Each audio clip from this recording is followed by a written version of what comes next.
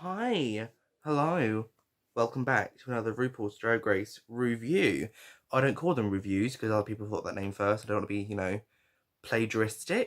I'm reviewing episode 12. We had five, technically four queens, and at the end, three queens, so not a lot of people competing anymore. Towards the end, almost at the end of our journey, and I got dressed today in full thing, so lucky you. So let's get into it. So we have the opening, they all come back in, Heidi's gone. Rest in peace, Heidi, even though she's not dead. And then the lights go out, which is really weird. And I was like, wait, is this going to be a surprise? Is someone coming back? Which would be really unfair, but is someone coming back? But no, the lights just genuinely went out. They go to Untucked, but it was weird to see them in the Untucked lounge. And they just chat about how good Heidi was and other stuff. Nothing important.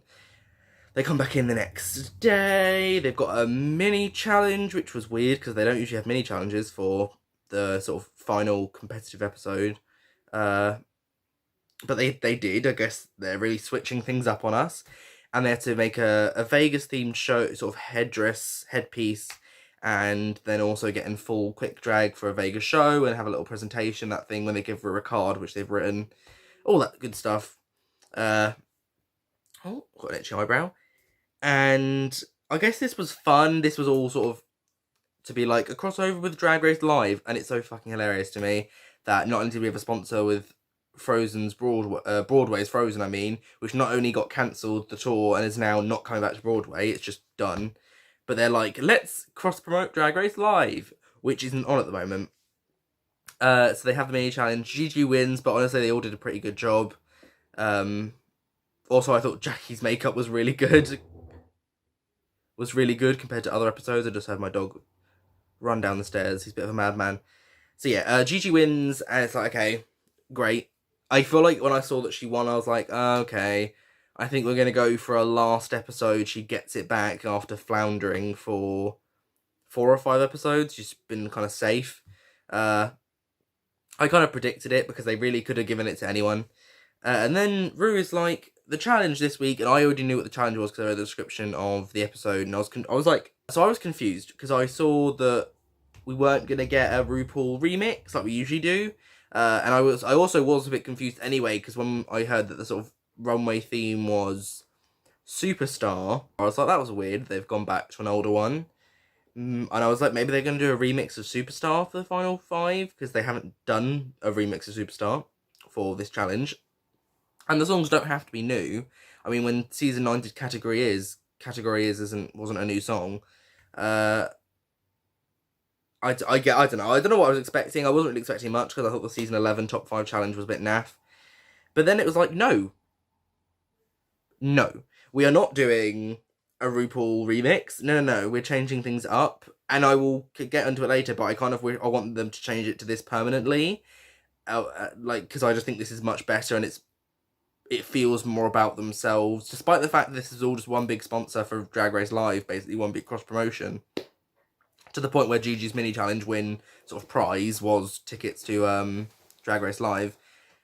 Even though it was a big cross-promotion, it didn't feel like it. I was like, no, this is a great challenge. Why?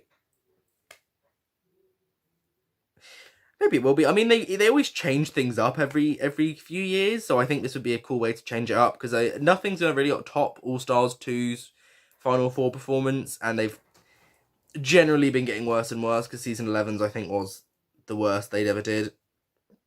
So yeah, change it to this big, it's a mix, it's a medley, they called it, of Drag Race Live songs. So I'm assuming the queens do perform this. I don't know if they actually sing these on Drag Race Live, or if they just lip sync to like a pre-recorded track. It's probably lip sync. Oh.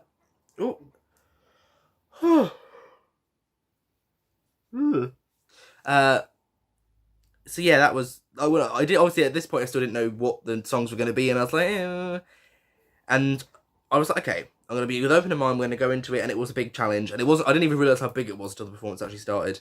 There's no podcast, there's no Rue and Michelle podcast, so I think they've gotten rid of that altogether, which doesn't bother me. I think because we get their storylines so much in the episodes, I feel like those final 5 chats are superfluous. Like, I kind of liked when it was one-on-one, Ruin whoever, and then they changed it to the podcast, and I was just like, this is all right, but it was often it was just the same storylines we already heard, and it was just taking up time. So that's gone, thank God. And we get right into it. So we start with them writing their lyrics, and they're all kind of nervous. Gigi says to Crystal, focus on the lyrics, not the beat, which, not really, like, it should also sound good with the beat, so keep that in mind. So yeah, they're all doing that for a little bit. They chat about things. At this point, they really don't chat a lot about much, apart from, it's the final 5, or first impressions of each other. Oh, I love this, I'm really nervous, it's final challenge, blah, blah, blah. Nothing really important is said. So they do that. Then they record their lyrics with, what's his name, Leland? I can't remember. I'll put it up here. But his name was, it was something. They did that. Obviously, we didn't get any of Alison. I will be talking a bit about Alison in this episode, because I kind of have to, because it's the final 5, so I have to kind of talk about... I do. I'll try and limit it, but we obviously didn't see anything to do with Alison in these bits. We only see them recording the rap verses that they had written. We get mentions of them singing, and I was confused. It's like, wait, they're not singing though? But I should have clued in. But down my head a lot. Oh, I'm gonna get a concussion. And they do that. That's fun. That's great. It's kind of your regular old, oh, are they gonna do well? Are they not? I think all of them get critiques of like how they could improve their recording, and they kind of present it like no one's gonna do great in this challenge, because they then do choreography with Jamal Sims, and they all were a bit nervous. But I was confident in Jamal Sims' choreography ability, and they always do this, always do it like everyone's. With this smaller group, it's more interesting to be like, oh, none of them are getting it. I think Jada did quite well in the choreography, but everyone else just like, shit, we're not going to do well, we're going to fail. They come back in. They come back in the next day. They talk about first impressions, and then that's cute. There's a funny moment when Gigi's just like, costume. She breaks the 4th wall and looks at the camera, which is always funny. I mean, Aquaria did it. It's a good luck sign. Brooke did it as well. Maybe that's a thing they should do. Breaking the 4th wall is a good sign for winners, apparently. Yeah, it's not that I don't care. Like, it was very enjoyable, but it's just not something I feel I need to talk about, because it was just fun little moment. I will say this episode was one of the better ones in recent memory of the sort of final 5, final 4 challenge or whatever, because it just felt fun. It just felt like everyone was having fun. They dedicated a lot of time to the challenge itself and to critiques and things, rather than wasting loads of time in the preparation for the challenge, which they got into like a thing of they thought we wanted to see all this boring bullshit when we don't. So that's nice. I feel like the RuPaul's Drag Race editors have actually been taking notes. My beads make noises. They've been taking notes, I think, and actually listening to what fans are saying and trying to improve. You know, which I respect. I enjoy, I respect. Oh, I almost broke my necklace. My lovely necklace that was an early birthday present. It's hang on. There it is. It's a heart with an A in it. And I usually, it likes to fall to the side, but I like to wear it upside down. I think it's cute. Anyway, back to what we were saying. Got distracted. I guess that's actually it. And then we have the Ru walks out on the runway in a classic Ru gown. It was lovely. She looked great. Jamal Sims was a guest judge, which I really enjoyed. They kind of used to do that with Todrick a lot whenever he was like a choreographer for the final 4 or 5 challenge, whatever they're doing. They would always have him as a guest judge, because it's like he choreographed it, so he can kind of give you insight. Todrick wasn't in this season, which I hate to say. I don't really miss him. Like, I just didn't enjoy... I felt like he could be a really mean choreographer. Like, he seemed really bitchy and full of attitude. Whereas Jamal is a good choreographer, but he also seems just genuinely really lovely, and he's also a very sexy man. So, you know, love that. Love watching him on screen. And it was nice to see him in like a sort of proper, like, glamorous sort of judging outfit, rather, because we always see him in his choreography outfits. And also Jamal Sims is the co-director producer of Drag Race Live, I think. Like, he's a big part of it. It's like RuPaul and Jamal's show. Like, those are the two big people behind it. So it felt fitting that he should be a part of this episode. So we get to the challenge, which will take. We're only 10 minutes in. I'm gonna breeze by this. So, oh god, there's the opener, and they're all in their entrance looks. Of the 3 segments, this is probably the weakest. Probably because it's just the shortest. Like, it goes by so quickly. Oh, itchy nose. It goes by so quickly that it feels almost pointless. Especially if they have to, like, then wait for them to get into new outfits. But, I won't go over their entrance outfits, because, like, I've already gone over them. And they, like, none of them made any changes to their looks. They literally just wore the exact same thing. So it seemed that they were, like, producers were like, no, don't change it, wear exactly what you wore when you were walking in. Which is also probably why this section wasn't very dance heavy, because, like, Jada was in a full gown. So, like, they kind of had to make it so there was just a lot of walking around and... Yeah, point. There was a lot of... The bits where they were all singing in the opening and in the third segment. In the second segment, I think it was just their voices. But in the first and third, I'm almost certain that... Oh, I've got a big spot there. I didn't notice it. Oh, it hurts. They did a lot of, like, other background vocals, to the point where I'm not sure if you can actually hear the queens singing during the group singing bits. Their voices might be there, or I think I could detect Miss Pie, but they're really drowned out by the backing vocals, which I did. Okay, it's fine, whatever. You don't. I didn't really care. It's just something I pointed out. Yeah, they all get like a little spotlight moment. They get like a little line to sing. And then it's over before you know it, and that section in particular didn't seem to impact anything. In deliberation, they really just talked about the second and third bits, so it seemed just like a sort of, it was cute seeing them all in their entrance looks again. Remember when I saw this in the trailer for this episode, I was like, oh, that's cute. It's cute that they get to wear their first outfits in the last episode of, obviously, proper filming, because reunion and finale are filmed months later. I think that's like a cute idea. I enjoyed it. And yeah, I think that's something I would like to see back again, to incorporate their entrance looks into their final challenges somehow. Pardon me. Then they have the second segment, which I guess is probably, I'm just going to call it the mirror bit. Like, we don't know what the names of any of these songs from the actual show are called. I'm assuming when it gets sold on iTunes, it's probably... Oh, that's Apple Music, isn't it? On Apple Music. On like Spotify, it's probably RuPaul's Drag Race Live Medley featuring the Queens of Season 12. That's probably what it's called. So this was meant to be like a first act, an emotional first act closer. And it was actually really good. This is probably my favourite segment, because there isn't really any dancing to this. There was a little bit of at the end of sort of swaying back and forth. But it's very emotional, and it's kind of your turn, your turn, your turn, your turn, your turn. Little bits where they two like pairs sing together for a little bit, and then a sort of final, let's all sing together.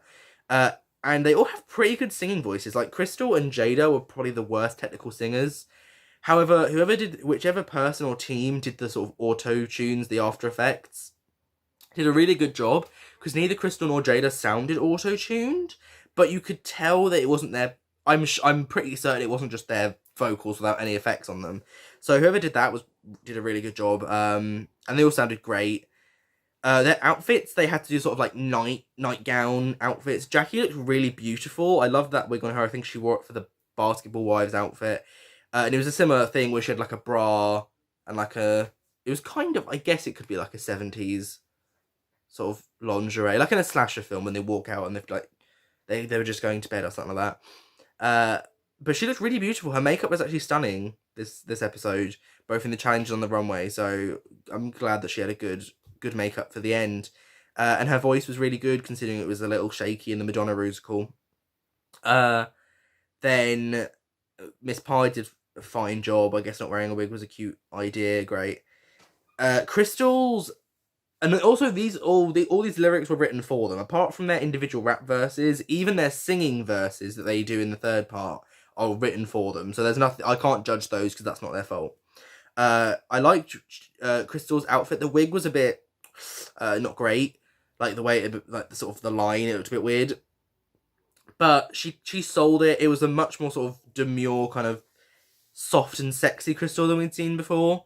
And hers was kind of the most glamorous of the looks of the 5. Actually, I thought it was a bit more sort of like dynasty, like silk gown. Not Crystal's. Gigi's was really simple. Hers was kind of real. She looked more like an actual person going to bed than anyone else. But her voice was beautiful. Gigi has a really good singing voice that wasn't actually shown off entirely in the Madonna musical. When she's just singing as herself, it's really pretty. I really liked Crystal and Gigi's voices together as well. I thought, isn't there like a thing of them being a couple of like? I don't know if it's a joke or if it's like a rumor, but it was funny that they got put together in this challenge. But yeah, their voices went beautiful together. Jada got like the final moment, the final single moment, which was cute. I liked it. And they sung together and they had a cute little moment where the camera showed them all in the mirror. Lovely. And then the final, this was called the disco finale. I guess there were elements of disco in the song, and it was funny that Jackie just did disco like 2 weeks ago. Their outfits were like loosely disco. They weren't really that disco. Apart from Jackie, they all kind of just went for like sort of colours and loose interpretations of. I mean, Gigi's wasn't really disco at all. It just looked good, and then Alison's was just a bit simple. So yeah, but they didn't seem to judge them too harshly. Apart from Sherry, they were like, yeah, yours is not disco. Yeah, basic. So first, Miss Alison walks out. She kind of gets like, she comes out for like the opening of the 3rd segment, and she has the last solo. So it's funny because it felt like they were trying to. It feels like it's her song, if that makes sense. Which was funny considering that she hasn't been in the episode. Something I'll mention actually before I get really into their individual performances for this. In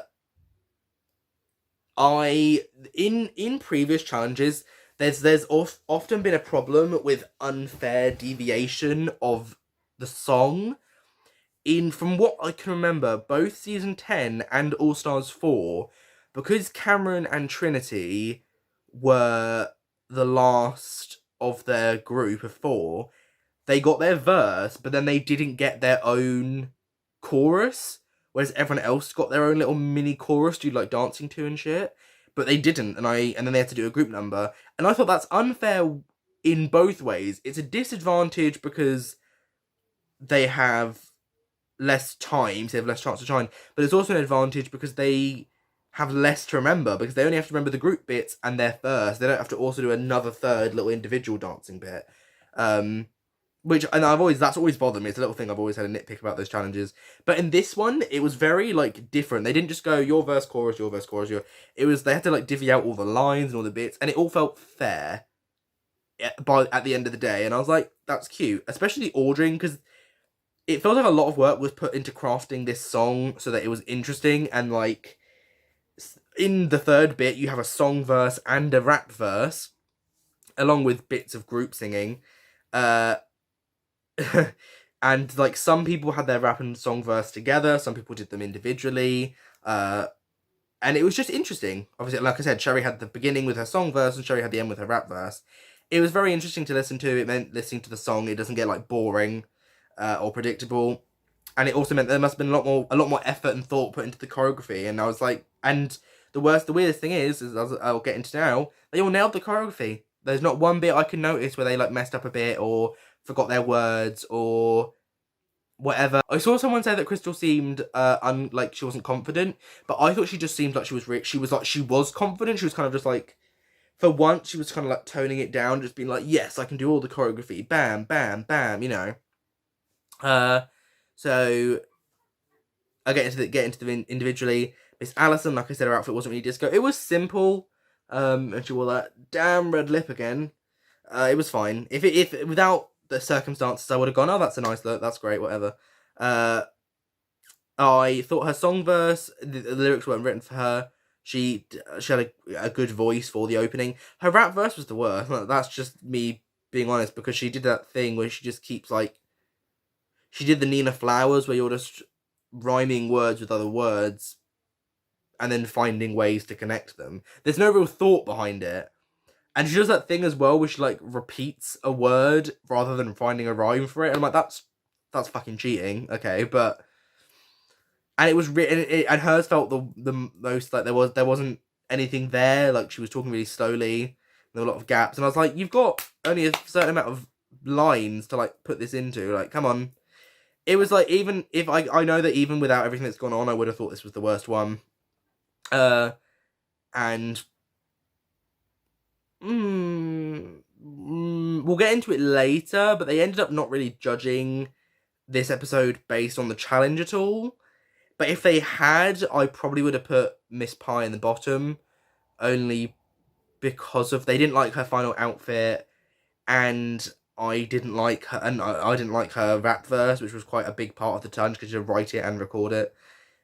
So I would have, but they ended up not doing that. And again, I'll get to that later. But I say I'll get to that again later a lot, and it's really funny sometimes when I'm editing videos and I don't get to it later. But I like not going off in a tangent, so I have to, like, mark it in my head, and so I'll do that later. So that's how I do it. Sorry, I'm on another rant. Back to the contestants. Next, we'll do Crystal. They didn't like Crystal's look. I liked Crystal's look. I liked the orange with the green and the blue. It was fringy. It was great for dancing. She did her choreography. I liked her verse. Looking it around. You know, it was very uniquely Crystal. Yeah. So good on Crystal. Jackie's outfit I preferred to her disco makeover outfit, and I was like, this is actually a good disco outfit. She wore the same wig, which bothered me a bit, and I was like, I'm just not a fan of repeat wigs so close together. Like, space them out a bit. Like, don't wear the same wig, only cut to, like, 2 episodes apart. But it did look good with the outfit, and she really put a lot of her personality into the verse, and she did manage to do the, like, sexy choreography with also making a few jokes about it. Yeah, good on her. She did a good job. Gigi, her outfit I actually liked. It wasn't really disco to me, but I did like it. And it was something different, finally. I was like, yeah, I like this outfit on you. It's like, it actually is, it's the fashion I'm looking for. It's something different. Something I'm not going to go, wow, I've seen that 10 times this season. I'm like, oh, it's cool. It's like a weird, puffy, like, Marshmallow Man-esque sort of red number with red hair. Yeah, I was like, I loved it. And her singing verse was good. Her choreography was good. I liked when she slid across the floor. The camera that went with it was smooth as well. I was like, whoever did that camera work, well done. Yeah, good Gigi. And then Jada also did good. Loved her outfit. I liked her verse. Basically, they all did really amazing. But even trying to remove all my biases, I actually really thought that Alison was the weakest link. Not terrible, not bad. If there was no predator allegations and admittances and evidence and all that stuff, I probably would have gone, oh, they all did a really good job. Like, a really great job, actually. But I personally would have... But then I guess who do you put with her? I don't know. So yeah, that happened. Then we're out on the runway, and Eleganza Extravaganza. So I noticed there were 3 outfits that were all based on, like, a time era. So we had Miss Mossy, who did a 30s, yeah, sort of, not Marlena Dietrich necessarily. Someone said Mae West. Yeah, Mae West, that's it, Mae West. But maybe Marlena Dietrich's, Dietrich's very close friend would be wearing this. It was a beautiful gown, but I saw someone, I'm surprised no one pointed out that she's already had an outfit where she had an umbrella as, like, a staff. And it was also like a grey blue, and I was like, that's... Why would you bring 2 outfits? And it's a bit different with a helmet that Gigi had, because a helmet you can do a lot with. You can cover it in things, you can do different colours. And also one of them was her promo look, so that doesn't even count. But I feel like it's weird that she had 2 umbrella outfits that were both blue gowns. Yeah, she did look beautiful though. Great, outfit was great, hair was great. Great. And then we had another era, which was the 50s with Jackie, although it was a very modern twist on the 50s. It was this bright colour. It was like, it looked like neon pink to me, or some people saying red, it looked neon pink to me. She had like blue hair and blue gloves to go with it. It was like a cute final look for her. I will say I didn't like how the bottom of the dress was uneven, as in like the fabric laying over it wasn't just like a straight line, like an actual sort of the new look Dior silhouette would be. And it did look like it was made out of wrapping paper. I'm not sure if it was, or if that was what it was meant to look like, but I thought it was a bit odd. But it was a good look. I also, actually, another thing I liked it overall, but I had things to change. I also would have made the skirt a teeny bit shorter. Looked a bit long for me. But she was really living her life. I liked the makeup. I liked the hair. And like I said, it was cute because she's always referencing back to an older time. So, of course, she's going to wear a period gown or a period outfit. And then we had Gigi, who did an 80s look. And I really liked it. I loved this, actually.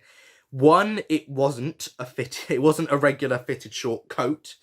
It was a tuxedo dress with a huge, big ruffled shirt. It was like sort of light blue and lilac kind of colours. It was kind of like silk looking. It looked silk anyway. And then she had the big braces and the matching bow tie and the matching shoes and the lining of the coat. It was all very good. I really enjoyed it. It was something different. I loved the hair. I thought it was a really lovely wig as well. I'm glad she took it off when she went to like when they came back from Untucked, which was also smart because you might have to lip sync. It was just so good, and it was very like Hello Mary Lou Prom Night 2. If anyone's seen that film, that's just what popped into my mind. I really enjoyed it. I really enjoyed it. It was just smart. It was fashionable. It was a throwback, but I also thought it was very current. And this is what this episode and her first episode, I feel like those two episodes were so good for Gigi, and I feel like almost everything in between didn't seem like the same person. Like, she wasn't wearing these really cool outfits. She was wearing the same dress a million times. And I'm just like, yeah, this is what I want. I love this silhouette. I loved it. Go on, Gigi. And then we had Crystal and Jada, who did not do period pieces. Crystal, I didn't like Crystal's outfit, I'll be honest. Like, I appreciated it was different, but I really hated how the bottom half looked. The sort of, it looked like she fouled herself, to be honest, the way they hung. I didn't mind the asymmetrical sleeve, where one sleeve was really big and puffy and one was tight. I liked the makeup, I liked the wig, I liked the headpiece. It was just that bottom half I thought was hideous. It was different though, it was unique. I also think it was interesting that she, just like Evie, she did a monochromatic velvet look with a weird twist. So maybe she thought that was gonna like do, I don't know, I'm not accusing her that was her thought process, but maybe she thought, if Evie did that, if I do it, I'll get through. I didn't like it, but it wasn't like something I disliked either, because I knew what she was going for. I appreciated it. But I don't think this was Final 5 worthy. Worthy. And then Jada's look was like nothing new, but it was gorgeous and beautiful. Her wig was weird, because at first it looked like she'd like done the black spray paint, and then her wig started here. But if you actually looked, there was a really tiny bump, and you could like notice that it was actually a black wig that she had sort of combed back, and then I think she had attached another wig to the back though. It looked a bit weird, but it was a bit different. It was different to just plonking the same big pageant hair. But the gown was gorgeous. It was beautiful, black and gold. She was the only one who didn't go for like colourful. And it was just, that's the thing with Jada, is sometimes her looks aren't the most out of the box, but they're beautiful. Beautiful. She looks gorgeous. They're deliberating. They have a few little nitpicks here and there, but RuPaul, they sort of talk about it. And RuPaul, I think for the first time in a while, if ever, genuinely seemed like she didn't know what to do. RuPaul was like, I can't base it off this challenge. They all did too good. And I feel like every year RuPaul always goes, this is one of the strongest Bachelor's Queens we've ever had. Blah, blah, blah, blah. This year I felt it was true. I thought this, and this isn't putting down previous seasons, but they were so good this season. They were so strong. This last challenge is one of the best Final 4, Final 5 challenges they've had. It was amazing. I sympathise with Ru a little bit. And then Ru made a decision, which I kind of expected, and that she was going, right, we're going to have to go off track record. For the first, I mean, to be fair, they've also done that in the past. They may say otherwise, but like, with the season 6 Sissy That Walk challenge, I actually remember watching that and going, but Darian didn't, even though I didn't like Darian during that season, she didn't do the worst. So why did you send her home? The reason you sent her home is because she'd lip synced 3 times. I think it was just the fact that they've always tried to sort of work in the challenge, but this year they were like, no, it's just track record. And then after they said that, I was like, okay, it's Crystal and Jackie are in the bottom. which also makes sense from an editing producing perspective, because if anyone else would have been in the bottom with Crystal and or Jackie, I think it would have been obvious that Crystal and or Jackie would have gone home. If it was Crystal versus Gigi or Jackie versus Jada, it would have been obvious. It's like, well, Gigi, now has 4 wins. I'll get to that in a minute. Jada has 3 wins and Sherry has 2 wins. So, like, of course you're going to go home. But, yeah, by the way, Gigi wins. Something very different. So this kind of throws off calculations, because usually I try and actually keep score of, like, who's doing the best. I have a little thing on my computer of every contestant. Don't judge me, I'm sad. And they've always really had it with this challenge. It's like someone goes home and then everyone else just is, like, safe because they go through. And in season 11, it confused me a bit because they very clearly thought Evie was the best, but she didn't actually win the challenge. But they still had a bottom 2. So in my mind, I went, okay, so we've got a bottom 2, and then everyone else I'm just going to call, like, safe, because they didn't actually say you... I mean, they kind of implied that Silky would have been low, and that Kiri would have been safe, and Evie would have been high. But, like, because no one won, I was like, it's a bit unfair to be like, you placed high, because there was no winner. But then this year, they went, no, we do have a winner. The winner is Gigi Good. I think it's weird that they couldn't decide who should be in the bottom 2 because everyone was so strong, yet they could single out who the winner was. Not sure about that. That seemed a bit weird. But I do think Gigi was one of the best, if not the best, in my opinion. Like, a little leg above the rest. So, I got it. But now she has 4 wins. She's joined the 4-win club. But yeah, it does throw off my calculations, because now I'm like, wait, so... this year, there actually is rankings, because Gigi won the challenge, but then are Jada and Sherry just safe or high? Or because they really didn't... after, obviously, Gigi won, Crystal and Jackie were in the bottom, it really wasn't clear what placement Jada or Sherry would get, because they were just both like, you're safe, great. You're to the top 3, not 4. And it's just like, oh, okay. But yeah, they have that, and the lip sync is to On the Floor by Jennifer Lopez, and not a great lip sync song. I'm not sure what's possessing them to think that Jennifer Lopez is appropriate for lip syncing, because both the songs they've picked so far are crap, and back to back. I'm not sure. Maybe Jennifer Lopez's, like, representation is just like, please, everyone watches Drag Race. I mean, Jennifer Lopez is literally doing phone game adverts for YouTube. It's like those, like, stupid, like, did you attack my clan, or whatever those stupid Clash of Clan ripoffs are. Like, Jennifer apparently needs the money. I feel like Crystal definitely won, but neither of them did great. Crystal did a lot of her Phenomenal Phil moves, which she also did in the mini challenge, so I feel like she's lucky that Phenomenal Phil came later in the show than earlier, because I think that was getting a bit boring. Jackie did a lot with her dress of, like, moving it around. But I think it was clear, and also if you're just going off track record, even if they'd done both done the same, they probably would have saved Crystal, especially as Rue loves Crystal anyway. Crystal's her favourite. So Jackie did a good job. She got top 5. A lot of us wondered if it would be fairer to be sort of let Jackie take what would have been Sherry's position, because if Sherry's disqualified, technically she never competed. But I think their problem was, because I think they're not doing that, because there's no Team Jackie in the thing. They didn't have it at the end, so it's not happening. It's just going to be between Gigi, Jada, and Crystal. Don't ask me how Lip Sync for the Crown's going to work. They're going to figure it out. I just think they didn't want to have to draw even more attention to the Sherry Pie situation, because the amount of editing and jiggery pokery they'd have to do with this final episode to make that work, it'd be even worse than the double crowning of All Stars 4 when it was really badly edited, because they didn't actually film a double crowning. You know, it was I think that's genuinely why. And I also could see, like, an element of it being unfair, because Jackie was eliminated, so why would you then bring her back? And there are some weird Sherry Pie defenders who think that although she's a predator, it's okay for her to win or be in the show because she was good at the competition. Like, there's genuinely Team Sherry is, like, a thing. I don't, on, like, Twitter hashtags. Don't ask me why. And our top 3 is there. They've arrived.